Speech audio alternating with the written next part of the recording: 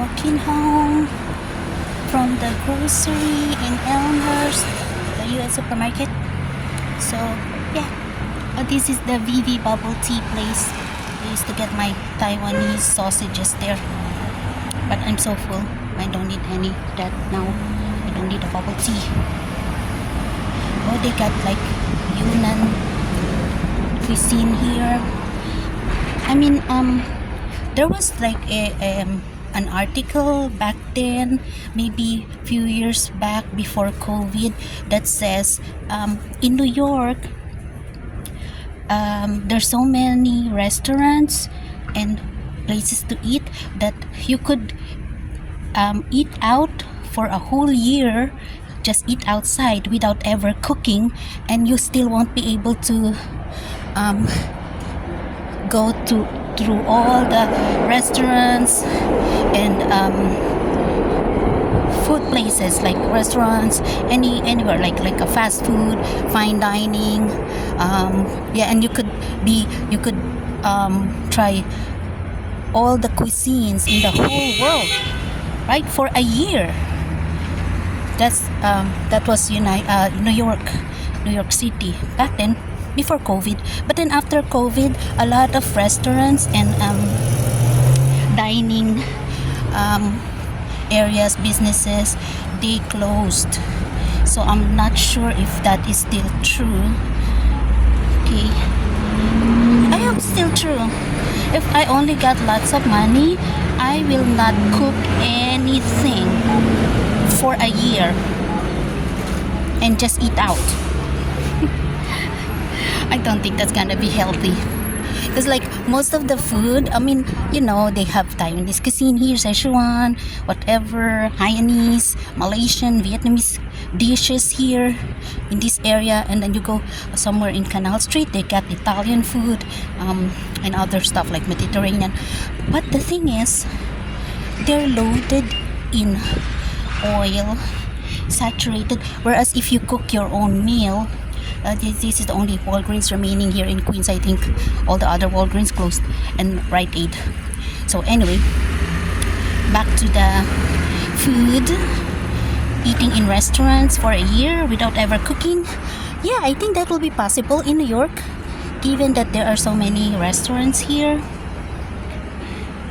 Yeah, but then that is if you don't have any high cholesterol, hypertension, and all that kind of stuff. Because most of the food, to enhance the taste, they put extra oil, extra salt, extra seasoning.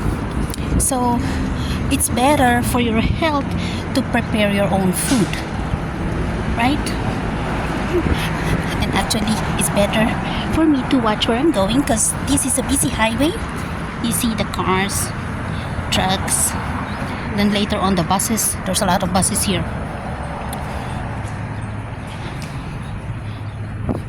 It's like 70 degrees. I'm sweating. I'm even wearing a light jacket. This is like no jacket day. It's like summer again. So now what happened is, fall season or autumn season, this time in New York is warm. We didn't get enough rain. Plus, you know what will happen? If it's warm in fall, then it will be super cold in the winter. Yes, so I'm gonna start taking out all my thick coats and jackets when I get a chance. Because yeah, they told us to expect polar vortex, cold winter. And also, we should conserve water because we didn't have enough rain this year. And then some places got a lot of it. So we have to conserve water. Maybe don't take a bath. No, just kidding. Yeah, there's a deficit in the dams where they are, the water reservoir below the level. See, that's the Queen's Library across there. Oh, I will walk on that side because there's more trees there. Here is already hot. It's almost 12 noon. It's 12 noon, yeah. It's hot. So I'm gonna walk on the other side. Yeah. Lots of people hanging outside the library instead of inside. But because they have like nice sitting place, they have a little garden here with benches.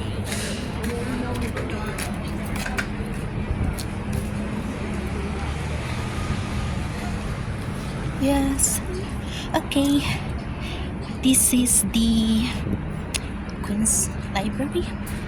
I'm just walking. The leaves are starting to fall. They changed color now, and soon they will be falling. Actually, they fell already. They're on the ground. Too many leaves on the ground.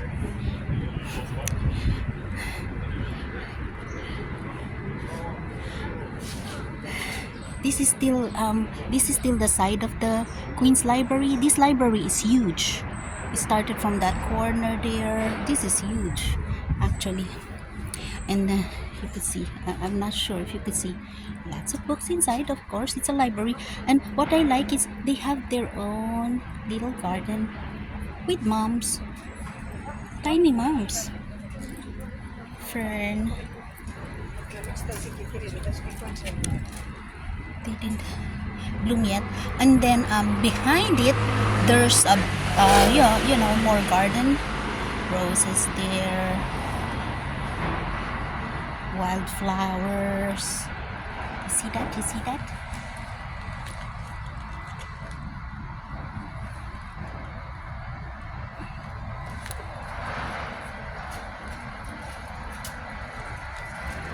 Yeah, the Queen's Public Library is huge, and then it has a garden, but the garden is off limits to people. You see, it's all fenced around.